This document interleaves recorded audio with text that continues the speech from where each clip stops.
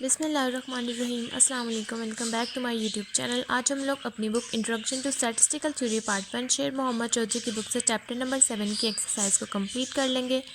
Exercise को start करने से पहले अगर आपने मेरे चैनल को सब्सक्राइब नहीं किया हुआ तो मेरे चैनल को सब्सक्राइब कर दें और साथ में बने बेल आइकन को भी प्रेस कर दें ताकि आपको मेरी आने वाली वीडियोज़ की नोटिफिकेशन सबसे पहले मिलती रहे। तो चलिए आज की एक्सरसाइज को स्टार्ट करते हैं। आज हम लोग स्टार्ट करेंगे एक्सरसाइज के क्वेश्चन नंबर 7.38 के पार्ट ए से, जिसकी हमारे पास स्टेटमेंट है prove that the correlation coefficient between the two random variables must be a number between -1 and +1 inclusive. आपने प्रूव करना है कोरिलेशन कोफिशिएंट के टू रैंडम वेरिएबल्स को और उसका आंसर या उसकी जो वैल्यूज़ है हमारे पास वो -1 से +1 के बीच में लाई कर रही हूँ। तो इसका प्रूफ मैं आपको करवा चुकी हूँ पहले ही, मैं आपको अब दोबारा दिखा देती हूँ। जब मैं आपको कोरिलेशन कोफिशिएंट के बारे में ये पढ़ा रही थी तब मैंने इसका प्रूफ आपको साथ में ही सॉल्व करवाया था। तो चलिए अब हम लोग वो देख लेते हैं। जब हम लोगों ने mathematical expectation of a random variables का टॉपिक डिस्कस किया था तब हम लोगों ने इसकी फर्दर टाइप्स, जिसमें हम लोगों ने इसकी एक्सपेक्टेशंस और बाकी वेरिएंस और कोरिलेशन कोफिशिएंट्स के बारे में पढ़ा था। तो हम लोगों के पास ये मैथमेटिकल एक्सपेक्टेशन की फिफ्थ टाइप है correlation coefficient of a random variable, जिसमें हमने सबसे पहले ये बताया था कि हम लोग कोरिलेशन कोफिशिएंट को रो से डिनोट करते हैं, जिसका फार्मूला हमारे पास होता है expected value of X minus expected value of X Y minus expected value of Y divided by sigma of X sigma of Y, या फिर आप इसको को variance of X comma Y under root variance of X और variance of Y भी कह सकते हैं। उसी के साथ हमने इसकी प्रॉपर्टीज़ डिस्कस की थी और साथ में हमने एंड में ये डिस्कस किया था कि हम लोगों के पास जो कोरिलेशन कोफिशिएंट यानी कि रो होता है वो हमेशा हम लोगों के पास -1 से +1 के बीच में ही लाई करता है। इसका आंसर हमेशा हमारे पास -1 से +1 के बीच में ही आएगा। अब हम लोगों ने यही चीज़ प्रूव करनी है कि कैसे हम लोगों के पास ये जो हम लोगों के पास रेंज है -1 से 1 तक, ये कैसे प्रूव होती है। सबसे पहले आपने लिखना है to prove property we have z1 is equals to x minus expected value of x divided by variance of x1 and z2 is equals to y minus expected value of y under root of variance of y। क्योंकि हम लोगों ने यहाँ पर to random variables लेने हैं तो एक हम लोग x ले लेंगे और एक हम लोग y ले लेंगे। x वाली को हम लोग z1 से डिनोट कर देंगे और y वाली को z2। अब सबसे पहले आपने यहाँ पर ये लिखना है कि हम लोगों के पास expected value of two random variables always equals to 0 होते हैं। तो आपके पास expected value of z1 and z2 0 हो जाएगा। Variance of z1 and variance of z2 हम लोगों के पास 1 के इक्वल होते हैं। तो हम लोगों ने यहाँ पर अगर दोनों को कंबाइन करना है variance of z1 plus z2, तो हम यहाँ पर लिखेंगे वेरिएंस का फार्मूला जो कि है variance of z1 plus variance of z2 plus को variance of z1 and z2। इसको हम इक्वेशन नंबर 1 कह देंगे। इसको हम लोग नेक्स्ट कोवेरिएंस को सॉल्व करेंगे और हम लोगों के पास कोवेरिएंस इस फार्मूले के इक्वल आ जाएगा। उसके बाद हम यहाँ पर लिख देंगे कि हम लोगों के पास वेरिएंस ऑफ z1 1 के इक्वल है, वेरिएंस ऑफ z2 भी 1 के इक्वल है और कोवेरिएंस z1 और z2 हम लोगों के पास इक्वल है रो के, और ये हो जाएगा 2 रो। अब हम इसमें वैल्यूज़ पुट करेंगे और फर्स्ट वाले की हम लोगों के पास आंसर आ जाएगा -1। अब सेकंड जब हम लोग वेरिएंस z माइनस z2 से करेंगे और उसका आंसर हम लोग इसको सॉल्व करेंगे बिल्कुल उसी मेथड से कि वेरिएंस ऑफ z1 और z2 हम लोगों के पास 1 के इक्वल होते हैं और हम लोगों ने इसमें कोवेरिएंस ऑफ z1 और z2 जैसे पहले सॉल्व किया सेम उसी तरीके से सॉल्व करेंगे। सिंपल चेंज क्या आएगा कि वहाँ पर हम लोगों के पास यहाँ पर +2 कोवेरिएंस था, यहाँ पर हम लोगों के पास माइनस है, बाकी हम लोगों के पास सेम वही स्टेप है। हम लोगों के पास आ जाएगा 1 minus rho is equals to 0 और ये minus p is equals to -1 हो जाएगा और ये माइनस माइनस से कैंसिल आउट हो जाएगा और यहाँ पर रो का आंसर आ जाएगा 1। और इसी तरीके से हम लोगों के पास एक तरफ वैल्यू आई है -1 और एक तरफ आ गया 1, तो यहाँ पर हमने लिख दिया कि ये हम लोगों के पास प्रूव हो गया है। नेक्स्ट हम लोग सॉल्व करते हैं क्वेश्चन नंबर 7.38 के पार्ट बी का सोल्यूशन। 7.38 के पार्ट बी में हमारे पास स्टेटमेंट है given F X comma Y is equals to 2 minus X minus Y 0 is less than equals to X less than is equals to 1, 0 is less than equals to Y less than equals to 1 and 0 elsewhere find the correlation coefficient of correlation between X and Y. सबसे पहले आप लोगों के पास यहाँ पर continuous का case है, ये आप लोगों के पास फंक्शन है, ये आपके पास एक्स की रेंज है, ये आपके पास वाई की रेंज है। आप लोगों ने फाइंड करना है coefficient of correlation between X and Y यानी कि रो। तो चलिए अब हम इसका सोल्यूशन स्टार्ट करते हैं। क्वेश्चन नंबर 7.38 के पार्ट बी में सबसे पहले आपने यहाँ पर अपना फंक्शन डिफाइन करना है, उसके बाद आपने एक्स की रेंज वाई की रेंज डिफाइन करना है और आपने ये बताना है कि आप लोगों ने फाइंड क्या करना है। हम लोगों ने रो यानी कि कोरिलेशन कोफिशिएंट फाइंड आउट करना है आप लोगों ने यहाँ पर रो का फार्मूला लिख लेना है ताकि आपको पता चल जाए कि आप लोगों को क्या क्या चीज़ों की ज़रूरत है। हमें चाहिए expected value of X Y, expected value of X, expected value of Y, expected value of X square and expected value of Y square. सबसे पहले आप यहाँ पर लिखेंगे एक्सपेक्टेड वैल्यू ऑफ एक्स का फार्मूला जो कि है -∞ to ∞ X G of X D X. आप यहाँ से G of X find out कर लेंगे, यहाँ पर लिमिट अप्लाई करेंगे और फंक्शन लिखेंगे और डी वाई अप्लाई करेंगे। यहाँ पर आप लोग लिमिट अप्लाई करेंगे वाई की और एक्स की लिमिट हम लोगों के पास सेम है 0 से 1 तक, तो आप यहाँ पर वाई की लिमिट पुट करेंगे, फंक्शन लिखेंगे, डेरिवेटिव अप्लाई करेंगे डी वाई। यहाँ पर आप डेरिवेटिव ले लेंगे, ये हो जाएगा 2y minus X Y minus Y square by 2। Values put करेंगे 1 और 0 और आपके पास जी ऑफ एक्स का आंसर आ जाएगा 1.5 minus X. G of X के आंसर्स को आप लोग एक्सपेक्टेड वैल्यू ऑफ एक्स के इस फार्मूले में पुट करेंगे और आपके पास एक्सपेक्टेड वैल्यू ऑफ एक्स का आंसर आ जाएगा 0.41666। नेक्स्ट, जैसे ही आपने expected value of X find out किया है वैसे ही आप लोग expected value of Y find out करेंगे। आपको उसके लिए चाहिए एच ऑफ वाई, तो आप यहाँ पर इंटीग्रल में वैल्यूज़ अप्लाई कर देंगे एक्स की जो कि है 0 और 1, फंक्शन लिखेंगे, डी एक्स लिखेंगे, डेरिवेटिव अप्लाई करेंगे, लिमिट्स पुट करेंगे और आपके पास एच ऑफ वाई का आंसर आ जाएगा 1.5 माइनस वाई। नेक्स्ट, अब आपने एच ऑफ वाई के इस आंसर को एक्सपेक्टेड वैल्यू ऑफ वाई के इस फार्मूले में पुट कर देना और आपके पास एक्सपेक्टेड वैल्यू ऑफ वाई का आंसर आ जाएगा 0.416। नेक्स्ट, अब आप लोगों ने सॉल्व करना है एक्सपेक्टेड वैल्यू ऑफ एक्स के। सिंपल आप लोगों ने यहाँ पर क्या करना है कि जैसे आपने एक्सपेक्टेड वैल्यू ऑफ एक्स में यहाँ पर एक्स लिखा और जी ऑफ एक्स डी एक्स लिखा, expected value of X square में आप यहाँ पर एक्स स्क्वायर लिखेंगे, जी ऑफ एक्स डी एक्स लिखेंगे। जी ऑफ एक्स आपके पास वही रहेगा जिसका आंसर है 1.5 माइनस एक्स। आप सिंपल इसको एक्स स्क्वायर से मल्टीप्लाई कर देंगे, इसका डेरिवेटिव ले लेंगे और लिमिट पुट करेंगे और expected value of X square का हमारे पास आंसर आ जाएगा 0.25। उसी तरीके से आप लोग जैसे ही expected value of X square find out करेंगे उसी तरीके से आप लोग expected value of Y square find out करेंगे, आपके पास आंसर आ जाएगा 0.25। और expected value of X Y find out करेंगे, यहाँ पर दोनों की लिमिट्स अप्लाई करेंगे जो कि है 0.1 एक्स वाई को आप लोग मल्टीप्लाई करवा देंगे 2 माइनस एक्स माइनस वाई से, डी एक्स और डी वाई अप्लाई करेंगे और आपके पास expected value of X Y का आंसर आ जाएगा 0.1666। अब आपने क्या करना है कि आपके पास जितनी भी वैल्यूज़ ये सारी आई हैं अब आपने यहाँ पर कोरिलेशन कोफिशिएंट के फार्मूले में पुट कर देना है और आपके पास आंसर आ जाएगा। अब जब आपने इन सारी वैल्यूज़ को कोरिलेशन कोफिशिएंट्स के फार्मूले में पुट कर दिया तो आपके पास कोरिलेशन कोफिशिएंट यानी कि रो का आंसर आ जाएगा -0.09105 और यहाँ तक आपके पास क्वेश्चन नंबर 7.38 कंप्लीट हो जाएगा। नेक्स्ट अब हम लोग सॉल्व करते हैं क्वेश्चन नंबर 7.39। नेक्स्ट अब हम लोगों ने सॉल्व करना है क्वेश्चन नंबर 7.39 जिसके पार्ट ए की स्टेटमेंट है state and prove the Chebyshev inequality, explain the significance of this inequality. And part B है show that the variance of the sum और difference of two independent random variables is equals to the sum of their variance. सबसे पहले आपने part A में Chebyshev inequality के statement और इसको prove करना है और उसके बाद आपने इसका सिग्निफिकेंस बताना है। उसके बाद आपने शो करना है यानी कि प्रूव करना है वेरिएंस के दो इंडिपेंडेंट वेरिएबल्स लेने हैं यानी कि एक्स और वाई, उनको सम करना है और डिफरेंस करना है उनका, तो आपके पास इक्वल्स आए उन दोनों की ही रैंडम वेरिएबल्स का सम। तो चलिए हम इसका सोल्यूशन स्टार्ट करते हैं।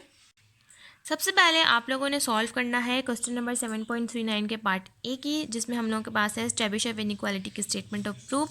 उसके लिए आप लोग बुक के पेज नंबर 268 के ऊपर आ जाएंगे। यहाँ पर चेबिशेव इनइक्वालिटी का हमारे पास ये पूरा टॉपिक लिखा हुआ है। ये है आपके पास statement, if X is a random variable having mean and variance sigma square is greater than 0 से लेकर और equality probability mod of x minus mu mod greater than is equals to k sigma less than is equals to 1 by K square. यहाँ तक आपके पास statement आ जाएगी और उसके बाद आपने करना है इसका प्रूफ। तो प्रूफ के लिए आप यहाँ से स्टार्ट करेंगे। By definition we have sigma square is equals to expected value of x minus mu square is equals to -∞ to ∞ x minus mu square F of X D X. और इसका proof आप लोग यहाँ से start करेंगे और बिल्कुल and तक यहाँ तक आप इसका प्रूफ डिफाइन कर देंगे। और उसके बाद आपने ये बतानी है कि इसकी सिग्निफिकेंस ऑफ इनइक्वालिटी। तो this inequality is due to the Russian mathematicians P.L. Chebyshev 1821 to 1894 से लेकर आप लोग लिखेंगे बीइंग रिप्लेस्ड बाय समीशंस। यहाँ तक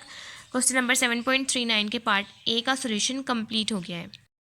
अब नेक्स्ट हम लोगों ने सॉल्व करना है क्वेश्चन नंबर 39 के पार्ट बी में, जिसमें उन्होंने हमें कहा हुआ है कि आपने वेरिएंस लेना है, उसका सम और डिफरेंस यानी कि ऐड और सब्ट्रैक्ट दोनों करने हैं टू इंडिपेंडेंट रैंडम वेरिएबल्स को, और आपके पास उन दोनों के आंसर्स में वेरिएंस, किन दोनों आंसर्स में आपके पास ऐड होते हुए वेरिएंस ही आए। तो सबसे पहले आपने यहाँ पर क्या करना है कि ये भी मैं आपको पहले वीडियो पढ़ा चुकी हूँ कि mathematical expectation of a random variable की फोर्थ टाइप जो है वो है वेरिएंस ऑफ द सम और difference of the two random variables. इसका आंसर यही है।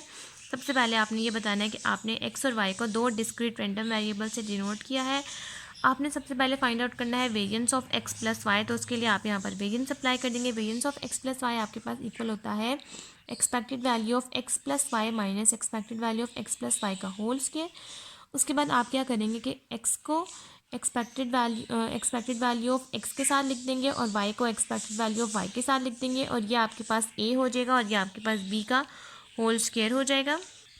उसके बाद आपने क्या करना है कि आपने ए प्लस बी स्क्वायर और ए माइनस बी स्क्वायर का फार्मूला लिखना है। तो आपके पास A square plus B square plus 2ab और सेकंड आ जाएगा A square plus B square minus 2ab। सबसे पहले जब आप लिखेंगे variance of X plus Y तो वो आ जाएगा expected value of X minus expected value of X का whole square plus expected value of Y minus expected value of Y का whole square plus 2 expected value of X minus expected value of Y Y minus expected value of Y.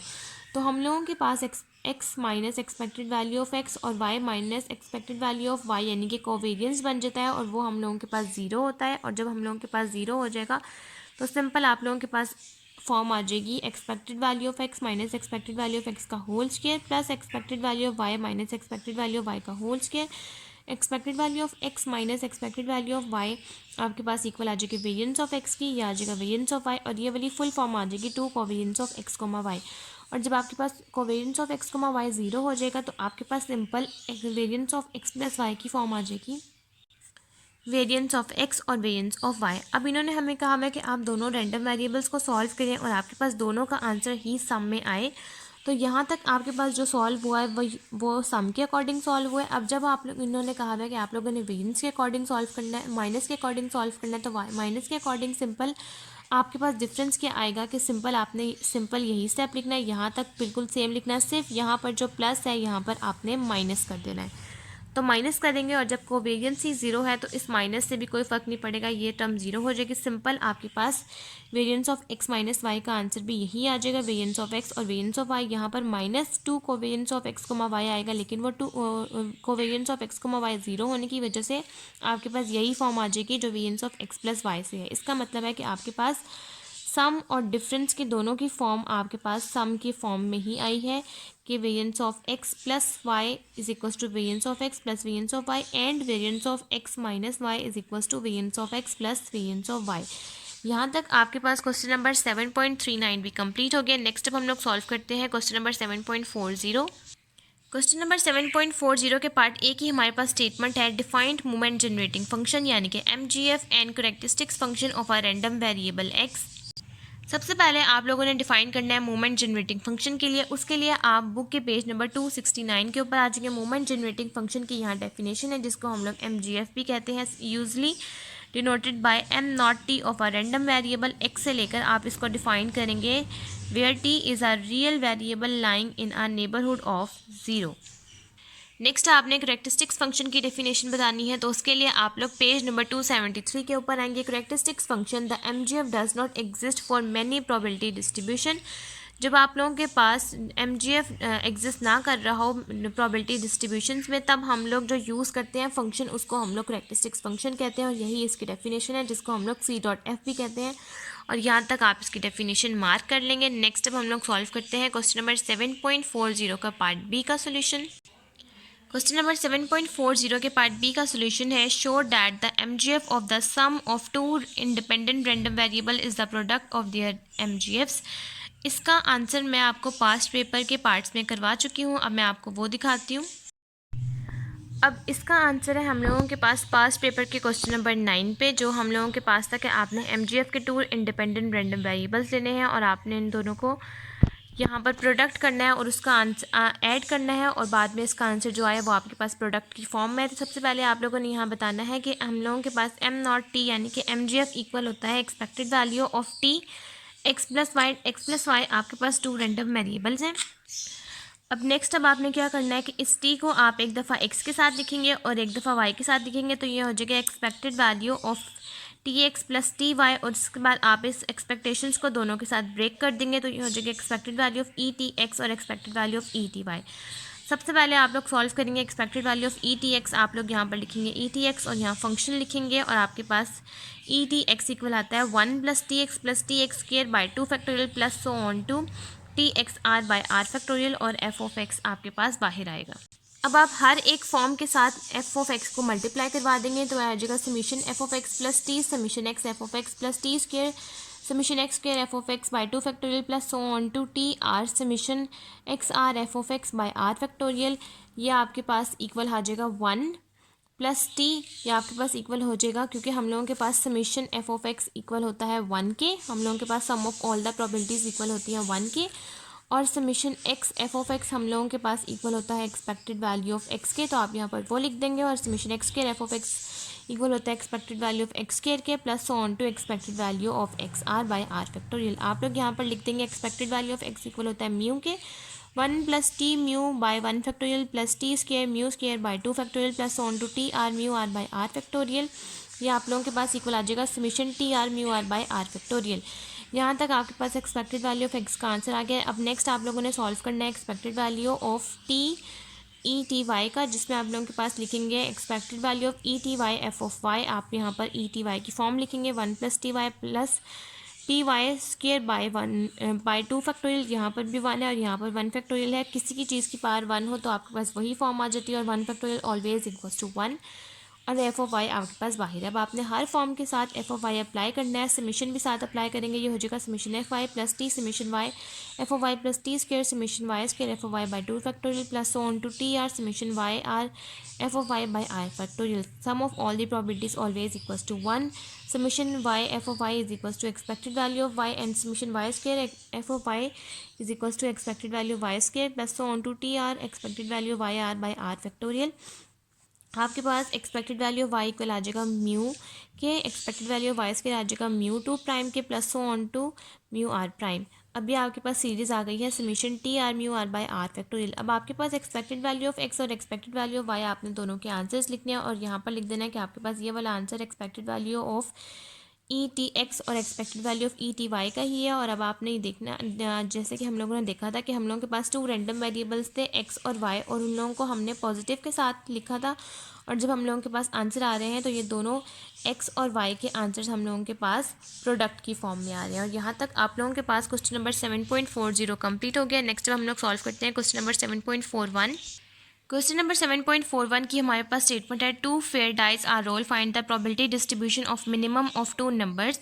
आपके पास यहाँ पर 2 fair dice role है, यानी कि 36 आपके पास 2 dice की प्रोबेबिलिटी आती है। आप लोगों ने फाइंड आउट करनी है probability distribution of minimum of 2 numbers, कि अगर आप उन 2 नंबर्स में से माइनस कर दें, मिनिमम कर दें, प्रोबेबिलिटी डिस्ट्रीब्यूशन आपके पास क्या आएगी। तो चलिए अब हम लोग इसका सोल्यूशन स्टार्ट करते हैं।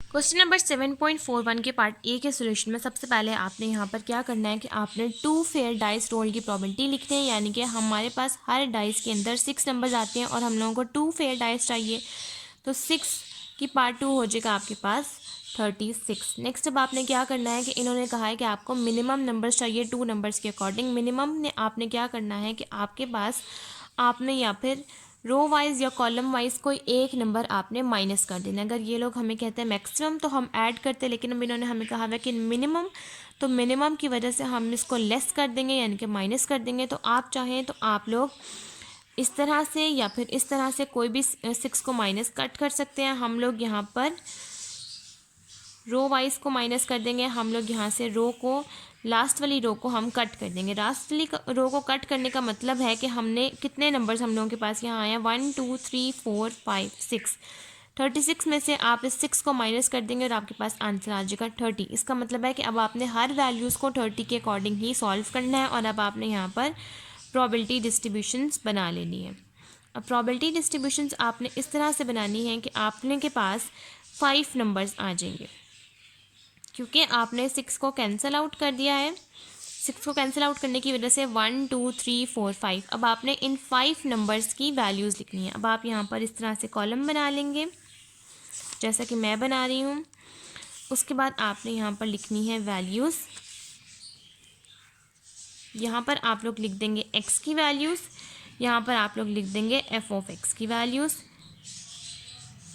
उसके बाद आप यहाँ लिखेंगे 1 2 3 4 5। क्योंकि लास्ट वाला 6 आप लोग कैंसिल आउट कर चुके हैं, इसलिए आप लोग से 1 से लेकर 5 तक की वैल्यूज़ लिखेंगे।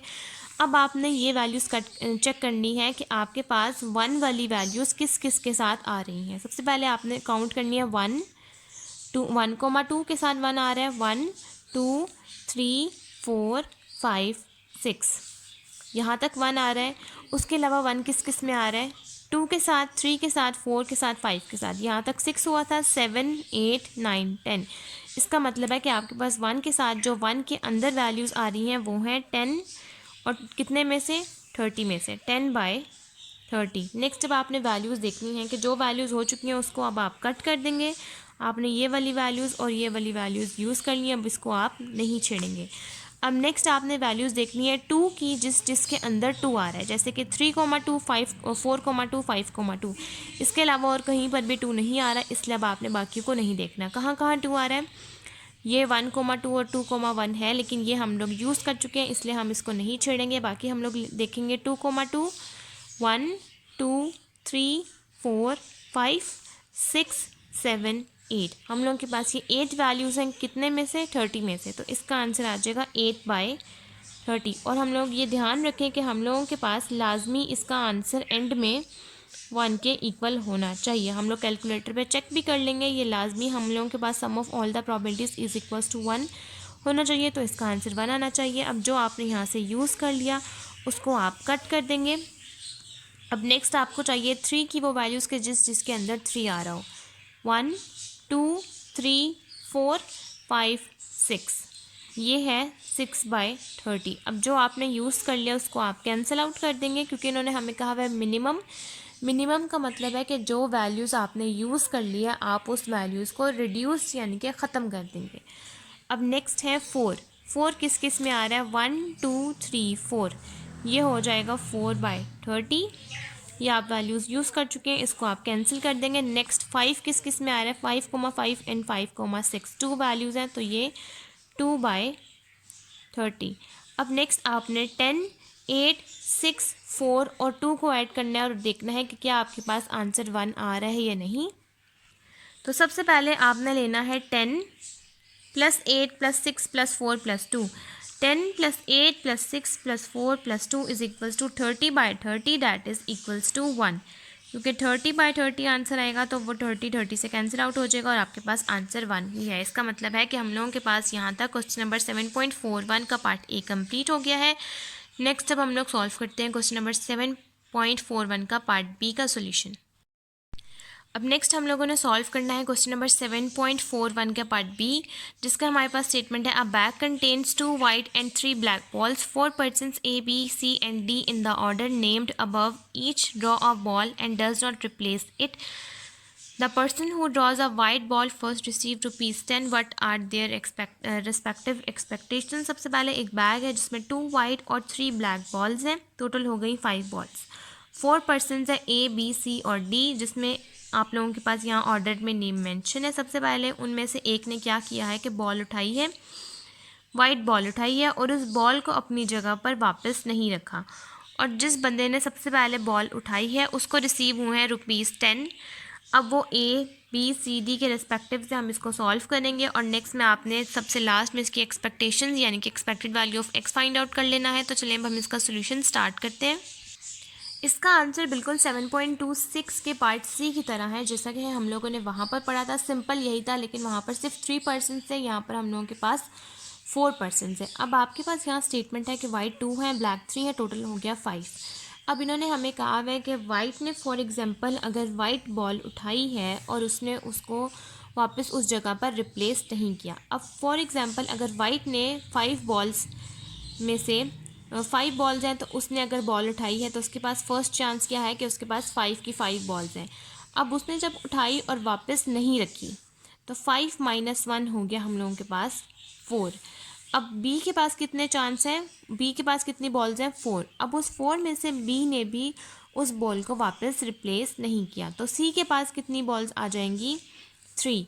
अब 3 बॉल्स हैं सी के पास, जिसमें से उसने एक बॉल जो भी पिक की उसको वापस रिप्लेस नहीं किया, तो डी के पास कितने चांस आ गए हम लोगों के पास? 2। अब इसी तरीके से जब आप लोग इसको सॉल्व करेंगे तो आप लोगों के पास जो आंसर्स आ जाएगा वो बिल्कुल कुछ इस तरह से आएगा कि आपके पास ए की जो प्रोबेबिलिटी है वो है कि अगर उसने वाइट बॉल उठाई है तो वो है 2C1 divided by 5C1, that is equals to 2/5 4 white balls.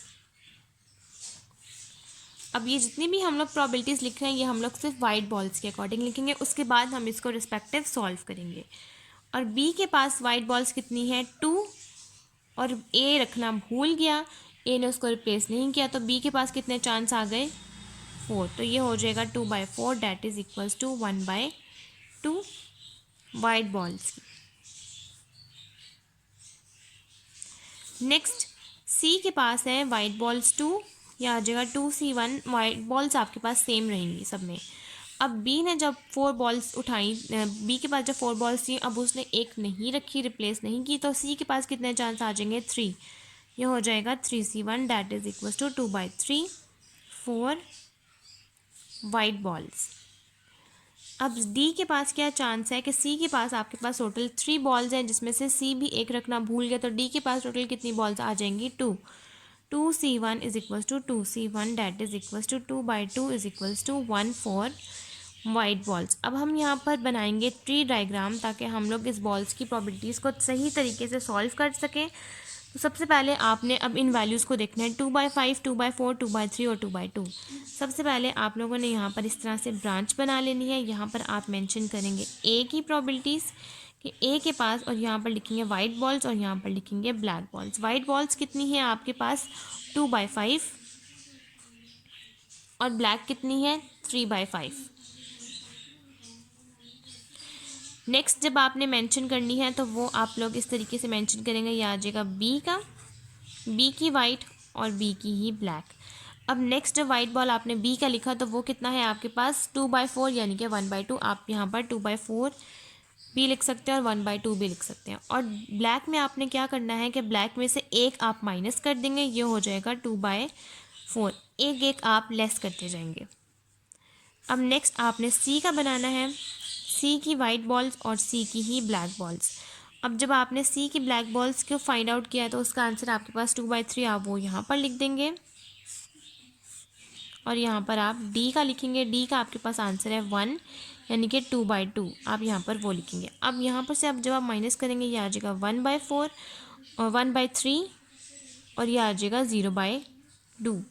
अब इस तरह से आपने ट्री डायग्राम बना ली। अब सबसे पहले आप लोगों ने सॉल्व करना है ए की एक्सपेक्टेड वैल्यू। तो सबसे पहले आपने क्या करना है कि आप यहाँ पर लिखेंगे, आपके पास ए का आंसर है 2/5। आप डायरेक्ट सबसे पहले ए की ही वाइट बॉल्स लिख देंगे कि ए ने सबसे पहले वाइट बॉल्स उठाई, जो कि है सिर्फ 2/5, जिसका आंसर है 0.4। अब 0.4 को इन्होंने कहा है कि जो भी सबसे पहले पिक करेगा वाइट बॉल्स को, उसको आप लोगों ने मल्टीप्लाई करवा देना है 10 के साथ। तो ए की आपके पास 0.4 को आप लोग मल्टीप्लाई करवा देंगे 10 के साथ, तो आपके पास आंसर आ जाएगा ₹4। नेक्स्ट मैंने नेक्स्ट पेज पर यहाँ पर अगेन यही सब कुछ रिपीट किया, क्योंकि हम लोगों के पास एक्सपेक्टेड वैल्यू ऑफ ए का आंसर आ चुका है, जो कि है 2/5। तो आपने ये 2/5 को कट कर देना है, जो वैल्यूज़ आप लोग यूज़ कर लेंगे उसको आपने कट कर देना है। नेक्स्ट अब हम लोगों ने फाइंड आउट करना है बी की। तो बी की सबसे पहले आपने वैल्यू लिखनी है 3/5 और 2/5, ये दो वैल्यूज़ आपने लिखनी है। 3/5 नेक्स्ट 2/4। आप लोग इसको सॉल्व करेंगे और आपके पास आंसर आ जाएगा 0.3। और नेक्स्ट जब आप इसको एक्सपेक्टेड वैल्यू ऑफ वी यानी कि 10 के साथ मल्टीप्लाई करवाएंगे तो आपके पास आंसर आ जाएगा इसका ₹3। अब 3/5 जो है वो ये तो कट हो गया आपके पास। अब ये आपने वाइट बॉल्स को कट कर देना, वाइट बॉल्स को आप लोग कट करते जाएंगे, ठीक है। अब नेक्स्ट आपके पास क्या चांस आ गया? 3/5 2/4 और नेक्स्ट 2/3। अब यहाँ पर आप सी की वैल्यू लिखेंगे सबसे पहले 3/5, जिसकी फर्दर है 2/4 एंड 2/3। इसको आप सॉल्व करेंगे। अब नेक्स्ट आपने क्या करना है कि यहाँ से आप लोग वाइट बॉल कट कर देंगे और यहाँ से आप लोग ये वाली ब्लैक बॉल कट कर देंगे, क्योंकि हम लोग ये वाली बॉल 3/5 इसलिए नहीं कट कर रहे क्योंकि हम लोगों के पास ये 3/5 की प्रॉबिलिटी है, ओवरऑल प्रॉबिलिटीज़ में से है। अब नेक्स्ट जब आप लोग यूज़ करेंगे वो आपके पास आ जाएंगी 3 probabilities. First one is 3/5, second one is 2/4, next is 1/3 and 2/2। आप लोगों ने ब्लैक बॉल्स की प्रॉबिलिटीज़ को नहीं कैंसिल आउट करना, आप लोगों ने वाइट बॉल्स की प्रॉबिलिटीज़ को कैंसिल आउट करना है, ब्लैक को नहीं करना। सबसे पहले मैं आपको दोबारा समझा देती हूँ कि सबसे पहले आपने क्या करना है कि सबसे पहले आपने ए के लिए सिंपल 2/5 लिखना है, उसको आपने कैंसिल आउट कर देना है। नेक्स्ट आपने 3/5 लिखना है और 2/4 लिखना है।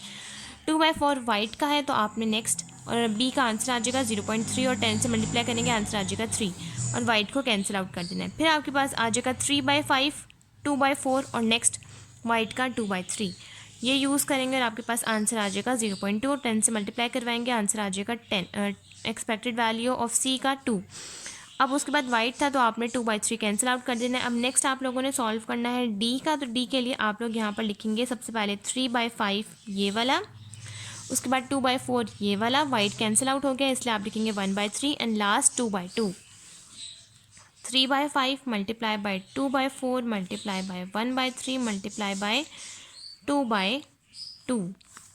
अब इसको जब आप सॉल्व करेंगे और आपके पास डी का आंसर आ जाएगा 0.1 और जब आप एक्सपेक्टेड वैल्यू ऑफ डी को 0.4 को 10 से मल्टीप्लाई करवा देंगे और आपके पास एक्सपेक्टेड वैल्यू ऑफ डी का आंसर आ जाएगा ₹10। अब फॉर एग्जांपल मैं यहाँ पर फॉर एग्जांपल के तौर पर आपको समझा रही हूँ कि अगर आपके पास यहाँ पर 5th पर्सन होता ई, तो ई के लिए आप लोग क्या करते हैं कि आप ये वाली टर्म कैंसिल आउट कर देते हैं। वैसे तो आपको वाइट चाहिए लेकिन मैं आपको समझाने के लिए कर रही हूँ। फॉर एग्जांपल अगर इसकी फर्दर कोई और ब्रांच भी होती तो आप यहाँ से ये वाइट को कैंसिल आउट कर देते और फिर आपके पास टर्म्स आती 3/5, 2/4, ब्लैक एज इट इज़ आती 3/4, 2/4, 1/3, 0/2 और जो भी आपके पास यहाँ पर 5th टर्म होती है यहाँ पर वो आती है और आपके पास ई का आंसर आ जाता है, यानी कि 5th पर्सन का आंसर आ जाता है। अब यहाँ तक आपके पास सारी टर्म्स के आंसर्स आ चुके हैं ए बी सी डी और इसी तरीके से हम लोगों ने इसको सॉल्व करना था और क्वेश्चन नंबर 7.41 यहाँ तक कंप्लीट हो गया। नेक्स्ट अब हम लोग सॉल्व करते हैं क्वेश्चन नंबर 7.42।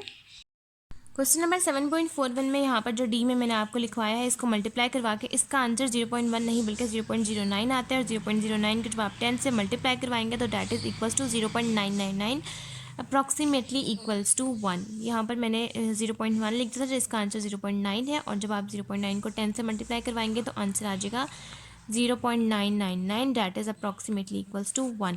तो ये लोग आप करेक्ट कर लेगा। अब नेक्स्ट हम लोग स्टार्ट करते हैं क्वेश्चन नंबर 7.42 के पार्ट ए की स्टेटमेंट जो कि है defined probability function, probability density function and distribution function.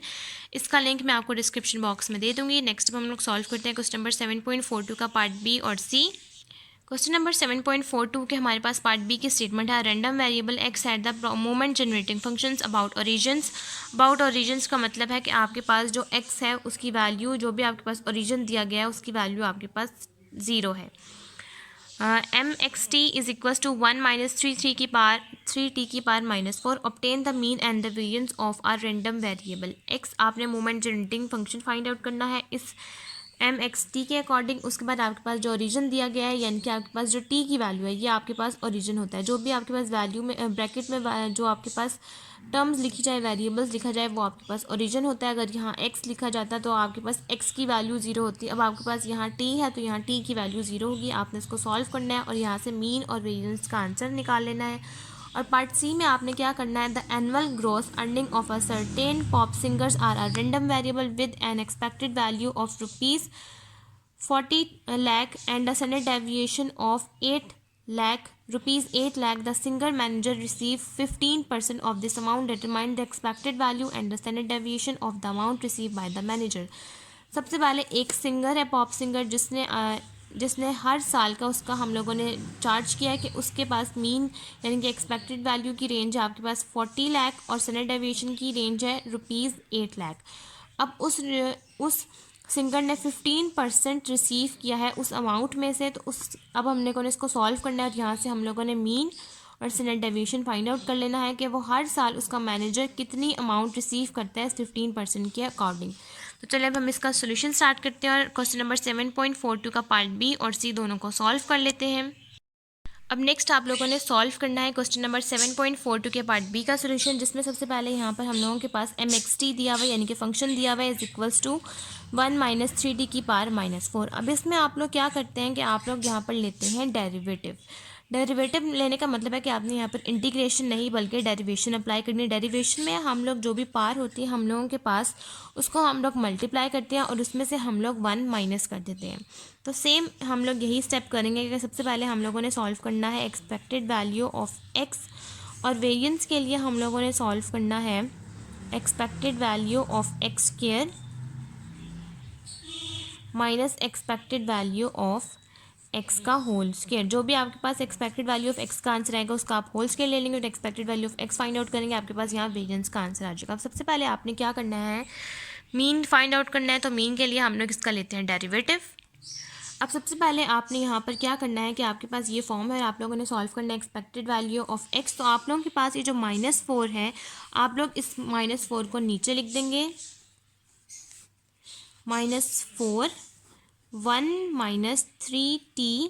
अब डेरिवेटिव में हम लोगों के पास जो भी पावर होती है उसमें से हम लोग 1 माइनस कर देते हैं, और यहाँ पर जो आपके पास वेरिएबल के साथ जो भी टर्म होती है, चाहे वो आपके पास +2 हो, +3 हो, +4 हो, वही आप लोगों ने यहाँ पर लिखना है। अब हम लोगों के पास यहाँ -3 है, इस t के साथ जो मल्टीप्लाई हो रहा है सिर्फ आपने -3 लिखना है। फॉर एग्जाम्पल अगर आपके पास किसी केस में यहाँ हो 1 + 4t, तो आप लोग यहाँ पर लिखेंगे 4। अब अगर आपके पास जो भी वैरिएबल इस t के साथ आ रहा होगा आप यहाँ पर साथ में वो लाजमी मल्टीप्लाई करवाएंगे, ये इसका रूल होता है डेरिवेशन का। तो नेक्स्ट अब आपने क्या करना है कि अब आप इस -4 और इस -2 को -3 को मल्टीप्लाई करवाएंगे, that is equals to 12। -4 and -3 आपस में माइनस माइनस खत्म हो जाएंगे, मल्टीप्लाई हो गए तो ये आ जाएगा 12। 1 माइनस 3t की power -4 - 1 that is equals to -5। अब यहाँ पर आपने इन्होंने हमें कहा है कि movement generating functions about origin. Origin का मतलब है कि टी की वैल्यू आपके पास 0 है।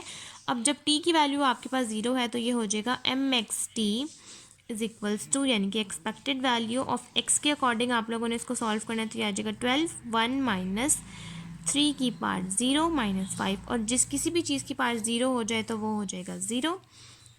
Expected value of X is equals to 12 1 minus 0 की power -5। Expected value of X is equals to 12 1 की power -5 that is equals to 1। Expected value of X is equals to 12। आपके पास यहाँ पर एक्सपेक्टेड वैल्यू ऑफ एक्स का answer आ गया 12। Next अब आप लोगों ने सॉल्व करना है एक्सपेक्टेड वैल्यू ऑफ एक्स के, ताकि आप लोग इसको वेरिएंस के फार्मूले में पुट कर सकें। तो नेक्स्ट अब आपने लेना है इसी चीज़ का, यहीं से इसका डबल डेरिवेटिव। डबल डेरिवेटिव का मतलब ये है कि नेक्स्ट अब आपने यहाँ पर क्या करना है कि यहाँ तक जो आपने स्टेप किया, अब इस -5 को आपने 12 के साथ मल्टीप्लाई करवाना है। एक्सपेक्टेड वैल्यू ऑफ एक्स की ही फॉर्म को आपने उठाकर इसका expected value of X square बनाना है। तो आपके पास ये जो फॉर्म है 12 1 माइनस ये वाली फॉर्म 1 माइनस 3t की पावर -5, इसी स्टेप को आप लोग उठाएंगे और इसी स्टेप को उठा के आप इसका सेकंड डेरिवेटिव ले लेंगे, और जब आप इसकी फॉर्म बन जाएगी 0 पुट करने से पहले पहले वाली टर्म, और अगर आपने इसका expected value of x cube यानी कि थर्ड डेरिवेटिव लेना होगा तो आप इसी की फॉर्म को उठा के ही थर्ड डेरिवेटिव फाइंड आउट कर लेंगे। इस तरह से हम लोग MGFs को फाइंड आउट कर लेते हैं। आप 12 को मल्टीप्लाई करवाना है आपने -5 के साथ। अब जब आप 12 को मल्टीप्लाई करवाएंगे -5 के साथ तो आपके पास आंसर आ जाएगा -60। आप लोग यहाँ पर लिखेंगे expected value of X square, expected value of X के नहीं डबल डेरिवेटिव आपने लेना है, तो यहाँ पर आप डबल डेरिवेटिव के लिए यहाँ पर डबल डैशेस डालेंगे। तो यहाँ लिखेंगे -60 1 माइनस 3t, और 5 में से आप लोगों ने 1 को माइनस कर देना है, और ये वाली जो आपके पास t के साथ वेरिएबल है वो है -3, वो आपने लाजमी लिखना है। अब आपने 60 को -3 के साथ मल्टीप्लाई करवाना है और आपके पास यहाँ पर डबल डेरिवेटिव हो जाएगा 180, माइनस माइनस ख़त्म हो जाएगा, यह आ जाएगा 180 1 माइनस 3t की पावर -6। अब नेक्स्ट आपने यहाँ पर क्या करना है, when t is equals to 0।